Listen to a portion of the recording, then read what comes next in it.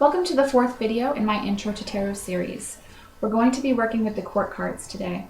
The court cards can often prove difficult for beginning readers because they are weighty subject matter in and of themselves.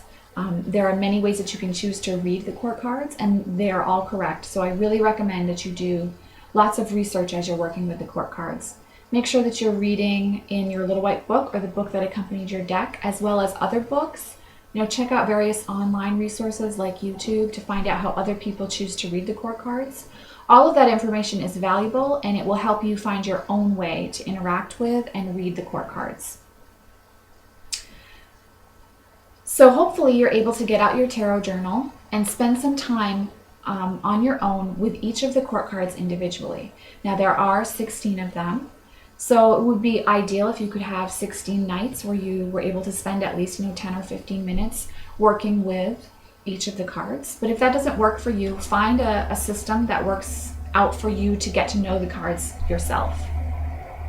That really is the best way to work with tarot in general, and especially the court cards. It is, again, just like with the major arcana, really important that you're using your own meanings for the cards so that you're able to really use your intuition and really connect with the energies of the cards themselves, instead of getting into a space of trying to memorize a meaning, or what age the court card is supposed to represent, or what sex of person it must be in the querent's life. So please make sure that you are, developing your own relationship with the court cards. That being said, it would be great if at this time you could take out your court cards and take a look at each of the court cards within their suits. So you're going to have 4 cards for each of the 4 suits. And if you're using a Rider-Waite-Smith deck or a Rider-Waite-Smith, system deck based off of the Rider-Waite-Smith deck, you're going to have a page, a knight, a queen, and a king for each of the suits. So you will have a page, a knight, a queen, and a king of cups. The same for wands, the same for swords, and the same for pentacles. If you're trying to find these court cards and you're getting a little bit confused about what exactly are the court cards in my deck, go ahead and take out the book that accompanied your deck, and there should be some information in there that will let you know which ones are the court cards in your deck. So when you have all of those set out, it's important to take a look at the traditional way to read the court cards. Now, within the traditional way to read the court cards, there are a myriad meanings for the age and the sex that each court card represents. So I'm not going to get too in depth to that. I'm just going to share the way that I learned how to traditionally read the court cards, and that could be a jumping off point for you in your own research. The pages traditionally equal young women, the knights, young men, the queens, women over 40, and the kings, men over 40. And that happens to be how I was taught traditionally that the cards, the people that the cards represent. So, for instance, the Queen of Swords could be the mother in a querent's life as you're looking at that in a reading. If you choose to exclusively read traditionally, they will only be people in the querent's life. If you choose to take a more intuitive approach, they can also be qualities or different experiences that the querent is going through in their life, and that they need to either cultivate or take a hard look at why they're holding on and using these qualities in a shadow space in their life.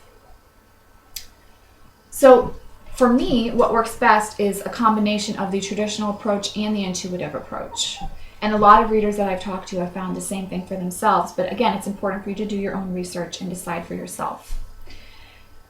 So for instance, if I'm doing a reading for a querent and I see the Queen of Knives or the Queen of Swords, I can see that, okay, this card is representing the querent's mother, but perhaps the querent's mother was extremely sarcastic and very harsh on her children.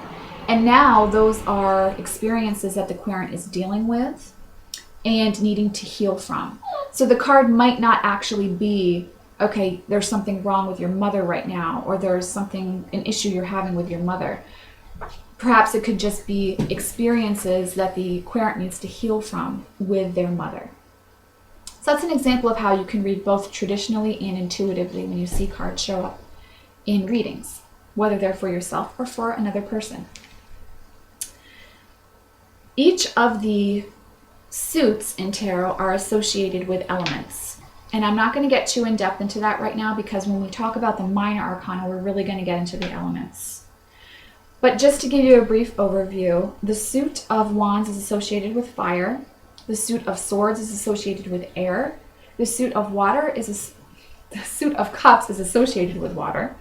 And the suit of pentacles or discs is associated with earth. Here again is where your tarot journal is really going to help you. If you're new to working with elements, take time to journal about those elements right now. Just take some time out and decide what each of those elements mean for you at a metaphysical, emotional level. What do you think of when you hear the word fire? What comes up for you? Because in the minor arcana and the court cards, those elements have important messages to give us about the journey through tarot and through your own life, which is what tarot represents. Within those elements, there also are elements associated with the court cards. So for instance, the pages are associated with earth. So if you're looking at the page of cups, you know that you're talking about earth combining with water. So what does that mean? Well, for me, when I see it, I think, okay, what I'm looking at is a student almost engaging in using their imagination and putting that to creative purpose. So the water would be the space of imagination, but the earth or the pentacles, the earth space that the page holds would be about that groundedness of learning and discovering and finding your passion that you're going to be exploring in your life. So that's an example of the page as earth combined with the suit that it's associated with, which would be water or cups in this case. The knights hold the space of air. So they're a lot about thought, forward action, and creativity through thinking. So again, if we're looking at the suit of cups, the knight of cups is combining air and water. So think about and journal about, as you're working with each of the court cards, what those things mean to you. What does air mean to you when it's combined with water? Using the cups as an example. What does air mean to you when it's combined with air? What does the Knight of Swords mean for you? So do that for each of them. Spend time thinking about that and journaling that if you find that that's a way of interpreting the court cards that works for you. Moving on to the queens. In the court cards, the queens traditionally or typically hold the element of water. So that's water combining with whichever suit they're attached to. For instance, if you see a Queen of Scepters, you know that you're combining water with fire. So you might be seeing a very sensual, I'm trying to think of the right word, self-confident woman in your life or yourself. It might be a space that you're stepping into where you are comfortable in your body, comfortable with yourself, and who you are as a person. So the queens will hold the element of water within the suit's element. So if you draw the Queen of Cups, you know that you have water and water, intense intuition, intense imagination, intense empathy. However, water and water can also create stagnation if you're not careful. So you can see that knowing the elements within the elements of the court cards can be very helpful to reading. Now, obviously, the kings hold the element of fire. So if you're looking at the cup suit again, the king representing fire, how is fire interacting with water? What does that create? And that can be something that's very powerful to journal about, and also is really helpful in readings. For me, when I see a court card, I'm always thinking to myself, how are the elements combining in the querent's life right now in the position that they're holding? So for instance, if you draw the King of Wands or Scepters, if you're using the Tarot of the Vampires deck, It might be that the querent is needing to step into a leadership space, and one where they're really using their creativity and their confidence, and they're really speaking their truth, and they're out there as the leader. They're not stepping back and kind of staying in the background. It would be really important for them to hold that space, especially if the querent happens to be asking about a new job that's coming up, or a career change, or a problem with the working environment that they know that they need to address.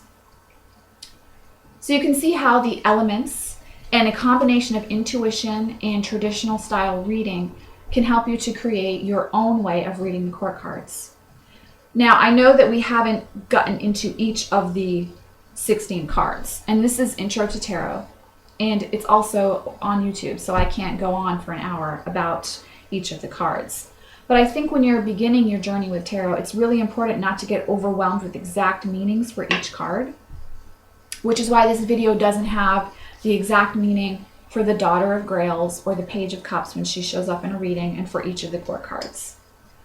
Hopefully you're able to, over the next few weeks, spend a lot of time individually with each of the court cards.